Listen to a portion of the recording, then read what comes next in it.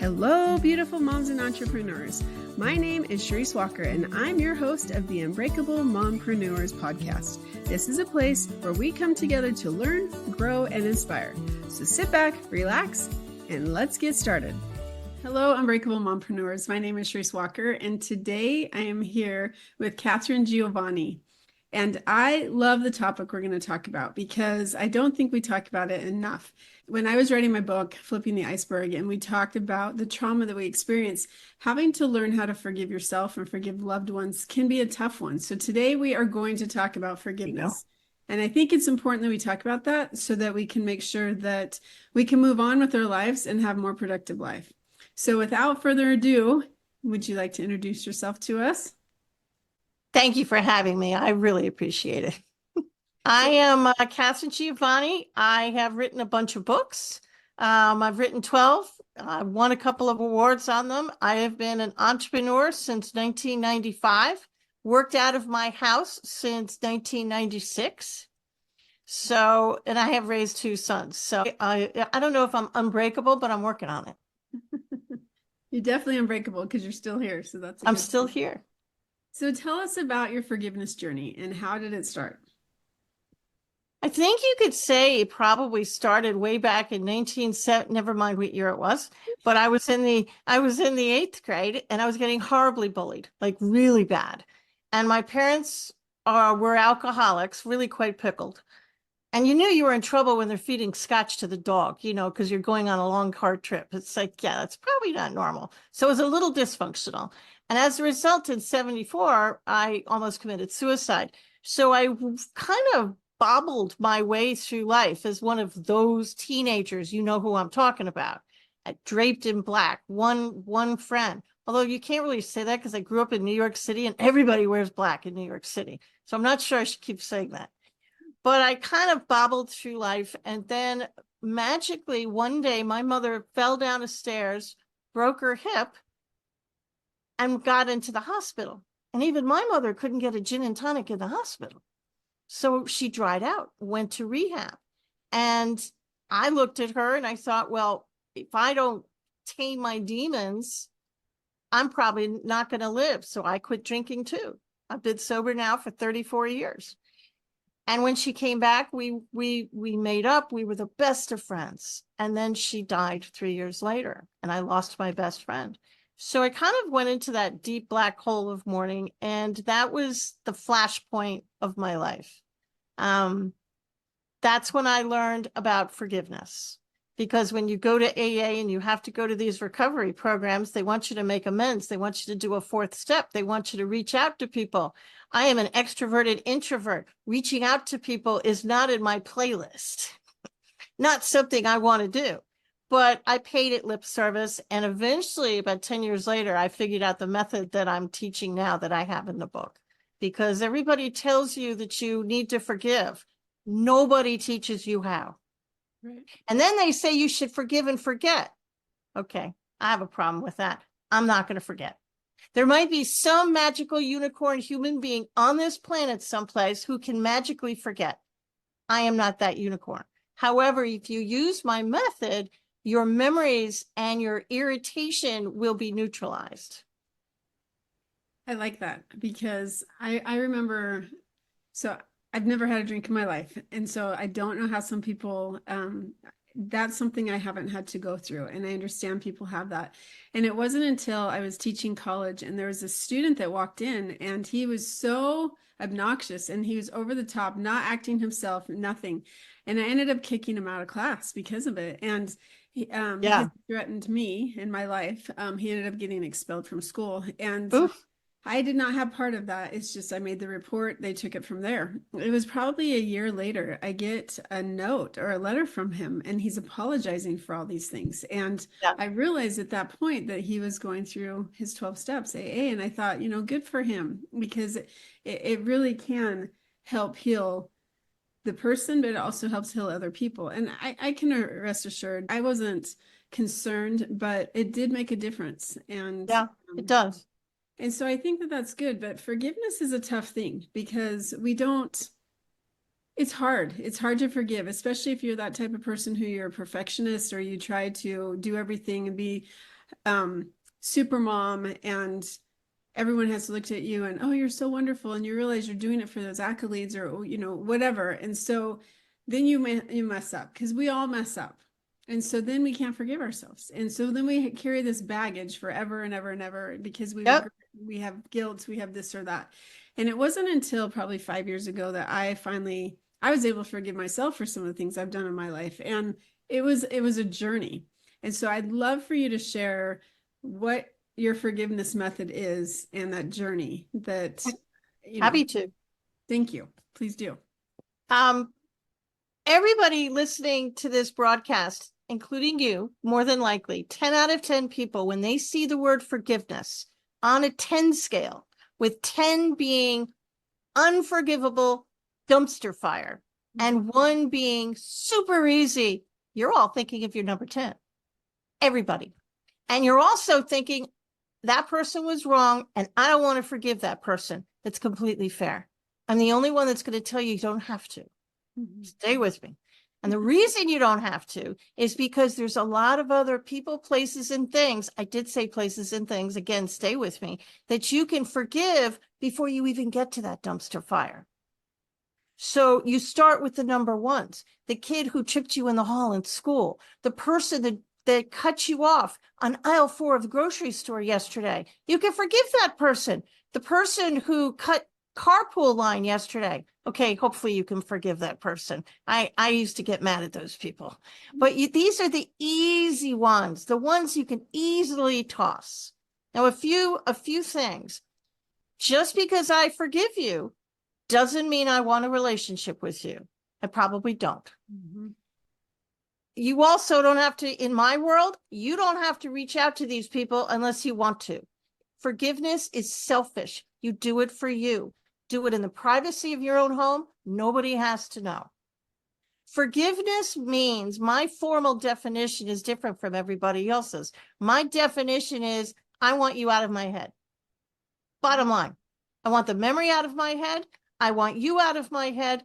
I want to toss it. That's what forgiveness means. But it doesn't mean that the person I'm forgiving was correct. They're not. It just means I want to stop thinking about you, because I happen to know they're not thinking about you. Does that make you mad? You know, the person you're the most mad at, you want them to be as miserable as you are, and they're probably not. They're going out to dinner. They're going to their job. They're fine. You're the one who's miserable because you're thinking about it all the time. So that's partially the method. And once you start forgiving the easy ones, and I'm going to have you sit down with a piece of paper and a pen or your computer, all roads lead to Rome, don't really care. And I want you to write a list of people and places and things, which I'm going to explain. And then I want you to rank them from 1 to 10. You can have 5 5s, you can have 4 4s, it doesn't really matter. And I want you to start with the number ones and doing 10 at a time before you go to bed. Just make your way through the list. This is a marathon. It's not a sprint. You're not going to get a number 10 down to a 1 in one sitting. It's like an onion. You're going to have to peel back the layers piece by piece, piece by piece.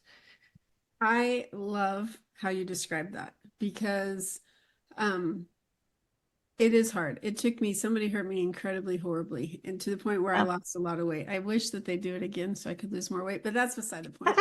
Um, no, I lost a lot of weight when my mother died. I understand that, actually. I honestly don't want to go through that again, but it took me a long, long time. Like, I wanted to forgive. I wanted to try. It took me a year and a half before I could finally move forward. And it probably took me 10 years before I could stop talking about it, because it bothered Yep. me. Yep. And I want people to understand, our listeners to know, that you can attain that forgiveness. You can. I love how you said, get it out of my head. Because I promise you, there's probably people that I have offended, and I am the person that would never want to offend a single person. I used to be the biggest Right. people pleaser. And so when I wake up in the morning, I don't think, oh, I hurt that person and ha ha ha. That's not my intention at all. It actually breaks my heart to think that somebody's upset with me. And so I assure you, I'm sure, as you said, that those people, they're not thinking about it. They might not even be aware that they hurt your feelings. No, but And you're so, making yourself miserable. yeah. And you've totally miserable. And these grudges that people hold on to for years, just Ah, let it go. How about the people that you think you forgive? I can't tell you how many people have come up to me and said, well, Catherine or Mrs. G, whatever they call me, I have forgiven them. I'm sure you have. Absolutely, you've forgiven them. Then why are you thinking them again? They don't stay forgiven. And the reason they don't stay forgiven is Einstein. I have a whole science chapter for the naysayers that are out there who may not believe what I'm saying, but there's a science chapter. I have science to back myself up. But one of the things I discovered is Einstein correctly proved that energy is neither created nor destroyed. It just transforms into something else. When you get angry, you think it goes from your mouth and it dissipates magically in the universe. It does not. It hangs in your energy field.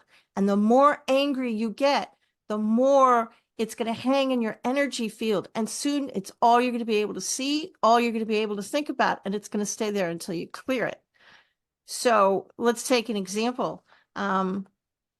My mantra, you don't have to dance, you don't have to burn incense unless you want to. You could hold a crystal if you want to. I don't, but you can. And it's just a real simple poem. I forgive you, the energy around you. I forgive me, the energy around me. I forgive the energy around the whole thing. Now, why did I say places and things? Okay, let's say you're driving to work. You stop at the red light. And on your left is your grammar school where they bullied you in the playground. And you turn your head and you see that grammar school, you see the swing set, and your brain transforms you back in time and you're that kid again. So by the time you get to work, you're in a bad mood. The memory tripped you up.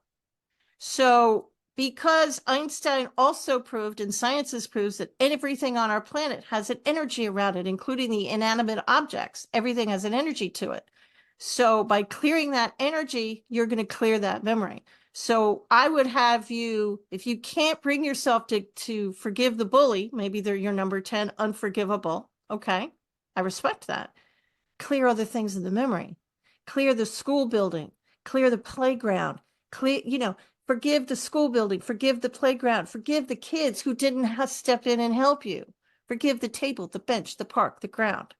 Forgive the energy around the table, the park, the bench, the ground.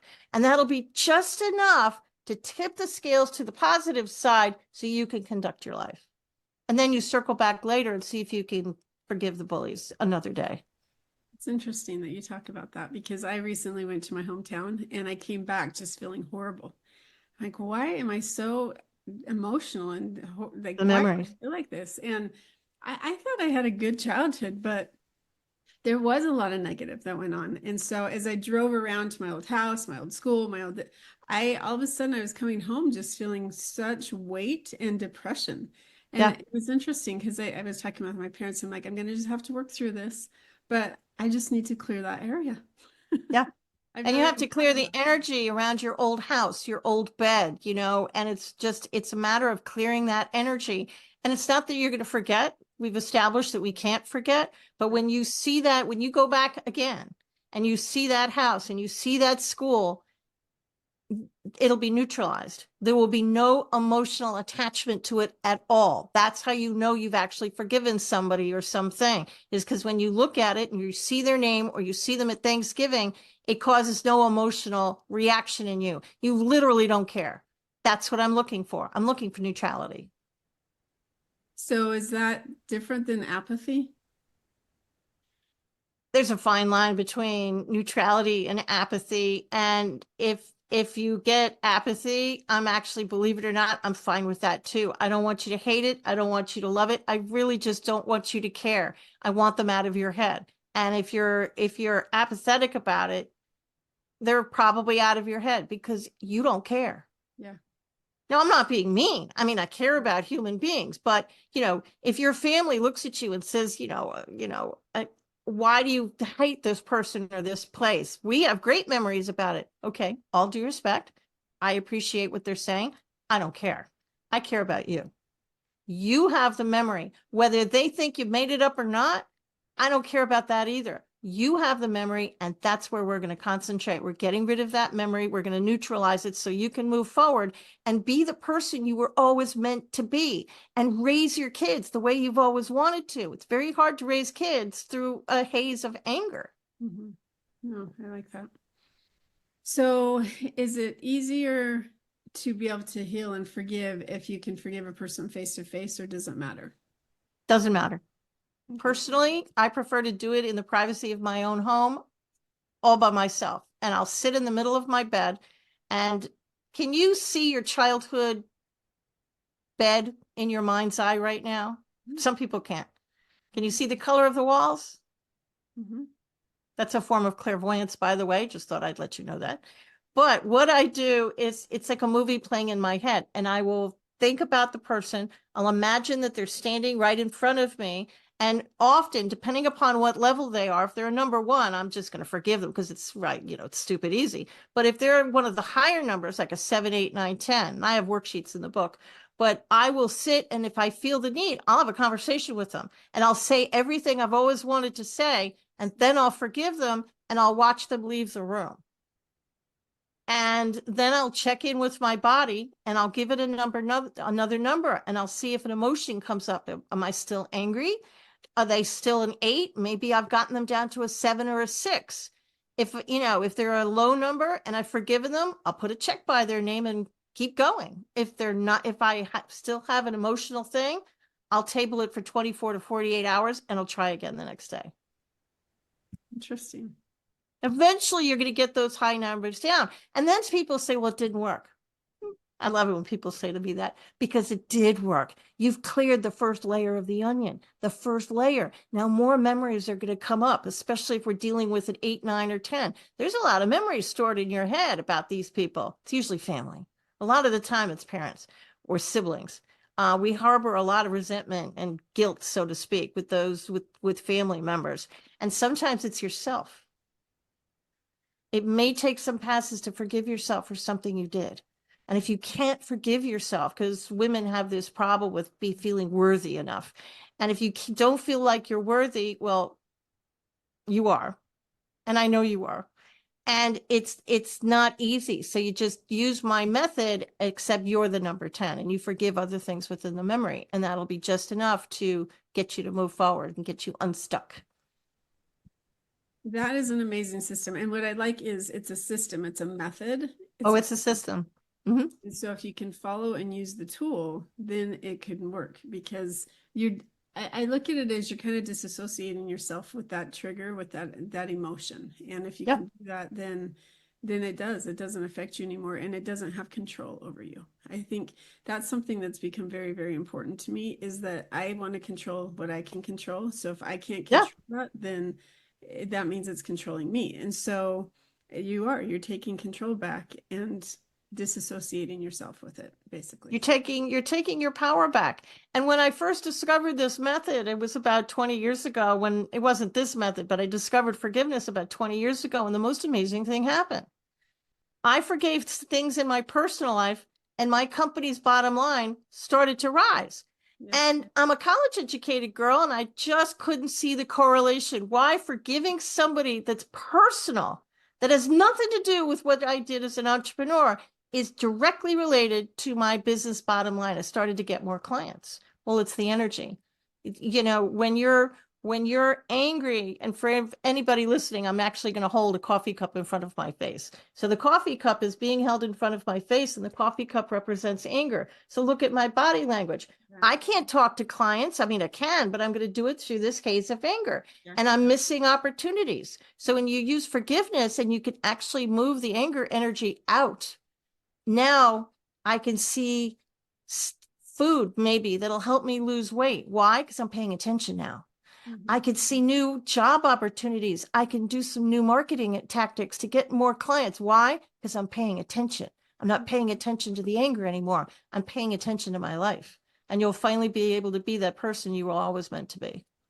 And I think this is a correlation with those people who say that they manifest. They manifest this, they manifest that. Well, the reason why you're manifesting is exactly, in my opinion, what you just said, is that it's because that emotion is gone, that now Yep. your energy is focused on other things. So therefore you can attract different energy.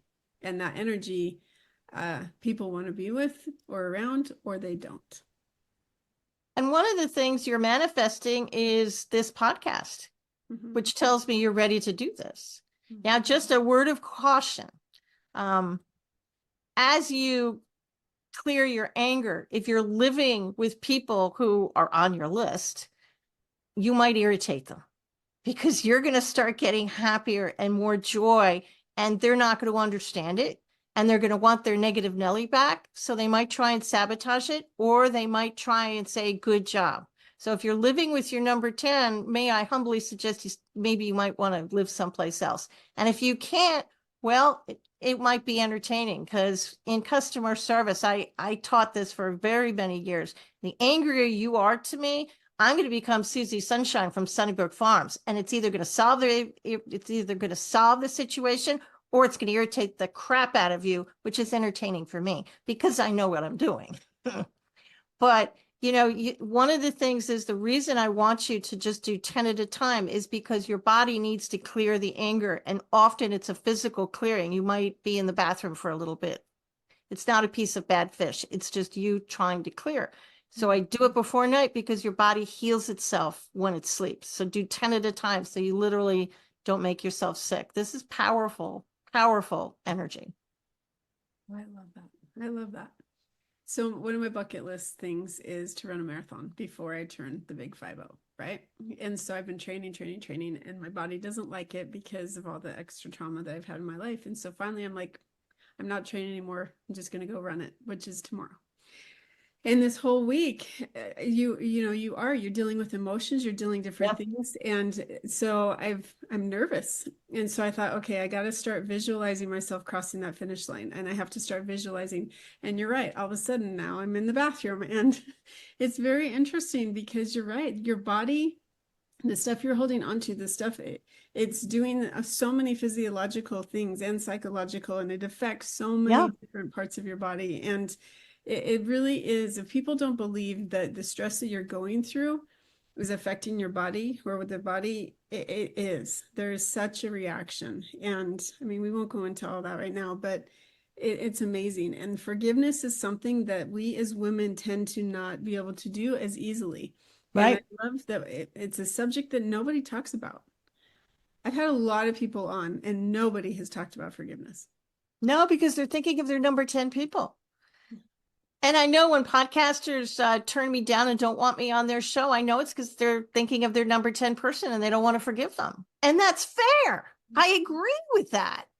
But there's a system here that will help you do that. And today, what I want you personally to do is, I want you to, after the podcast is over, I want you to physically say out loud to the room, I forgive myself for being nervous about tomorrow. Okay. That's going to relieve some of the nerves. And if for anybody listening who can't forgive, okay, well, here's a place to start. I forgive myself for not being able to forgive. Start there. Just say that for the next couple of days. Just say that one thing, and that will start tipping the scales. And forgiving yourself for not being able to forgive, forgiving yourself for being nervous. That's what I'm talking about. People, places, and things. You can forgive anything, and it'll help move that energy and turn it from dark to light. And your body is listening to you when you say that. Yep. And your brain is, and your brain does what you tell it to. So don't be nervous, right? Well, I ran a 5K a while back, and you're going to be nervous, but the adrenaline will fuel your fire. Yep. And most of it's downhill. That's why I chose the race. So that there you go. Hard time, gravity's going to pull me down. I can keep going. Well, I walked part of it because, well, I'm older than you, and I did that. It was about 12 years ago. So I was about 49, 50 years old, about the same age as you are. But I half walked it and half ran it because I'm allergic to exercise. And well, it was what it was.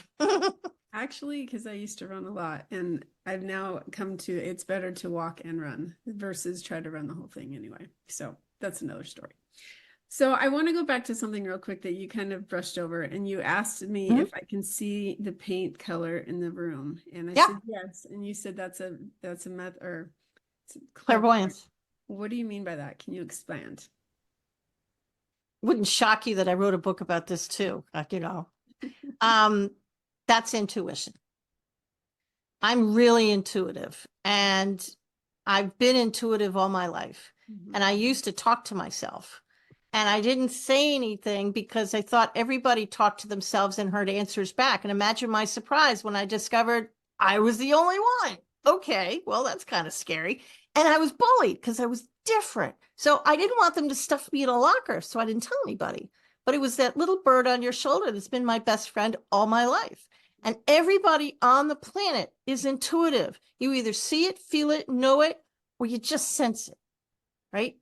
And society has this really nasty habit when you show just a tiny bit of intuition, they slap a "you're crazy" sticker on your forehead and want to give you medicine. You're not crazy. Everybody on the planet is intuitive. If you see things in your mind, it's called clairvoyance. It doesn't mean it's a Stephen King and you're going to start seeing ghosties. It means that you see answers. You see it online. You see it in the written word. You see it in nature. You literally will see the answers whenever you ask for help. I hear them. I actually hear, see, and know, but I've been doing this a long time. So when I need answers, the little bird will actually say things in my mind. I'm not crazy. I'm not schizophrenic. It's I actually hear words. Then you have the feeling people who you walk into a room and it just feels off. Mhm. Or you're in your child, it's parent day or something, and you're talking to the teacher, and another parent comes up and they just feel wrong. It's the energy you're picking up. That's how you get through. That's your intuition. That's your little bird singing at you. And then they're the knowing people who are very hard for me to convince they're intuitive because one minute they don't know it, and the next minute they know it. And they kind of use that mama voice that we all have on you. That's how I always know. I can hear the tone.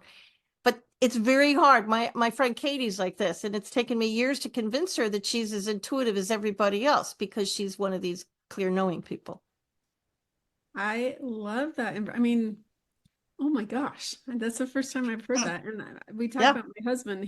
I'm a feeler. I can exactly all the things you just You described. feel the energy, you're sensitive to it. Oh, yes. And yes. And my Does it husband, make you sick at some point?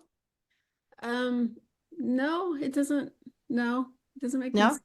Well, Here's an exercise for everybody. You ever see The Wizard of Oz? uh-huh. Okay, remember when Glinda floats down in that glass ball? Hmm. In the morning, and for anybody else who's really sensitive to energy, when you wake up in the morning, ask the angels to surround you in a bubble, just like that glass ball in the appropriate size, strength, and color. And I promise you, the energy, that dark, negative, I think I'm going to throw up energy, won't bother you anymore. It's like a shield. Empaths have to protect themselves I love that. because you're sensitive. You can pick up. Yeah, I've been known to talk to somebody who have a stomach ache, and I walk away with a stomach ache because I forgot to bubble myself. Interesting. Yeah. And some people don't believe in that. And those are the knowers, like my husband. And yet he is so right almost all the time on everything. See, I told you.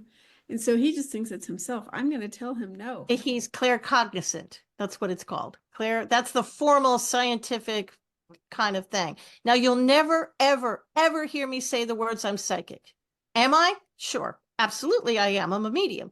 But I'm not going to tell you I'm psychic because it has such a bad reputation. We think of a crystal ball and we think of a gypsy, no disrespect. And we think you're going to take my money like a used car salesman. Again, no disrespect, but that's what everybody thinks. So I stay away from that word as far as I can, and I am intuitive. Everybody's intuitive. It's not just me.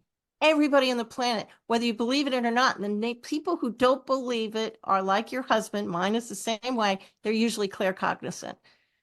One minute they don't, and the next minute they do. And if you listen to their tone, they get that father don't screw with me voice. Yeah, Why aren't you that's listening to me? Why aren't you claircognizant. doing what I say? And I'm like, you are not my dad. I have the right to make my own decisions. Yeah, But he's oh, listening to the little bird on his shoulder. He just listens to it differently. I love that. So what's the name of that book? The little bird in your shoulder. Really? Yeah, it really is. And it teaches people how to get in touch with your intuition. It's right on Amazon. And both this book and my forgiveness book are available in audio form in case people don't like to read. And what's the name of your other book? Your The Ultimate Path to Forgiveness, Unlocking Your Power. And it's on Amazon or my website. And it's audiobook, paperback, and the ebook.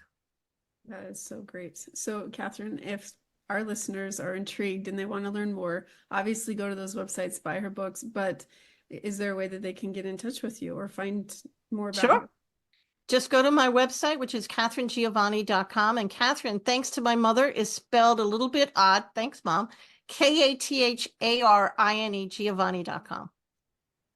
I didn't notice that A. Thank you. Yeah, it's one of the rarest forms of spelling Catherine. I gave up on the name years ago. Get the K right, you're good to go. But websites are a little bit more specific, so you have to get it right. That's good. All right, one last question because we haven't really talked about momhood yet. And so if you are sitting on a park bench and you have a brand new mom, first time mom, she's 9 months pregnant, comes and sits down next to you because her back hurts and she needs to sit down, and you get talking. And if you could give her any piece of advice over all of the years of you being a mom, what's one piece of advice you would give her? The same advice I always give to people who are pregnant. Don't listen to anybody, including me. Trust your gut. Trust that little bird in your shoulder. You are the mom and you've got this mom radar, and trust what you're feeling because it's usually 100% spot on. Don't listen to anybody else. I love that. And know that you can do this. And, trusting your intuition, teaching your kids how to forgive the proper way is really going to help them all. My sons, I've taught this method too, and it's a really easy method. And teaching them about their intuition is really going to help. My oldest son is a federal law enforcement officer, and his intuition has saved his life. Yeah. So this is a really critical skill, both learning how to forgive and teaching your kids how to be intuitive. And if they have an imaginary friend, don't talk them out of it. They probably do. They're probably hearing it or seeing it. Don't talk them out of it. And don't listen to people when they say they're crazy, because they're not. Okay, I have to talk about the story real quick, because when we talk about imaginary friends, my husband, he was the only boy, 4 sisters older than him, and he was younger by 4 years, I think. And that's a lot of sisters. Yeah. Well, plus he had an aunt and a mom. So it's interesting because he had an imaginary friend named Jack, and they would make fun of him. All of his sisters would, but he would always talk about Jack, and he'd go play with Jack and he'd do the other things. And no joke, 3 years ago, we were over visiting his dad's grave, and we walked over to his grandpa's grave. And I don't know how in the entire time that nobody learned this or picked this up or noticed this, but on his grandpa's grave, it had his name. And in parentheses, it had Jack. And I looked at my husband, I go, wow, oh my gosh, you did not, this was your grandpa the whole time. And nobody, none of his sisters, his dad, his mom, nobody put that together, that he was talking to his grandpa, because he doesn't remember who Jack was anymore. He doesn't remember anything. He just remembers as a kid, he had a friend named Jack. Wow. Mm-hmm. And his friend named Jack was his grandpa. And was that his grandfather? Absolutely it was. Oh yeah, absolutely. Absolutely. Nobody really dies. We transform and we go someplace else. There's no such thing. Yeah. And that was his grandfather giving him a little helping hand. Everybody has 2 angels that are to the left and right of them that they're born with, and they stay there till they die. And it's like the law of gravity. And his grandfather, Jack, it's like the law of gravity. It's going to work whether you believe it in or not. I could call the law of gravity how to keep the walkers on the planet. Okay, it's still going to work. It doesn't care. Okay, Catherine, I don't believe in the law of gravity. It doesn't care. It's still going to work. This is the same thing. That's crazy. I had to tell that story real fast. Okay, one last thing. So you've run businesses since 1995 from your house. I have. So a new business owner starting out, what advice would you give that person? Try and take things one at a time. I mean, I have reinvented myself. I'm a serial entrepreneur, and I'm credited with being one of the founders of the independent concierge industry. I ran an association for 20 years, had a board of directors. Yeah, don't do that. If you like pain, have a board of directors. Yeah, don't do that. But if, as a new business owner, I would encourage you to work from your heart and not your head. Societies, companies today are all working from this 1950s, 1960s business paradigm, and it's not working as well as it did before. So I would encourage you to trust your gut and look for the holes, and don't forget about self-care. Working 15 hours a day is a great thing, but you're going to miss out on some family stuff. Yep. So trust your gut. I wish somebody had told me that years ago. It would have solved a lot of problems. It would have saved me hundreds of thousands of dollars too. Yes, it would. Well, Catherine, thank you so much. You've been a delight. Such great information that we could absolutely utilize today. So thank Oh, you. my pleasure. Thanks for having me.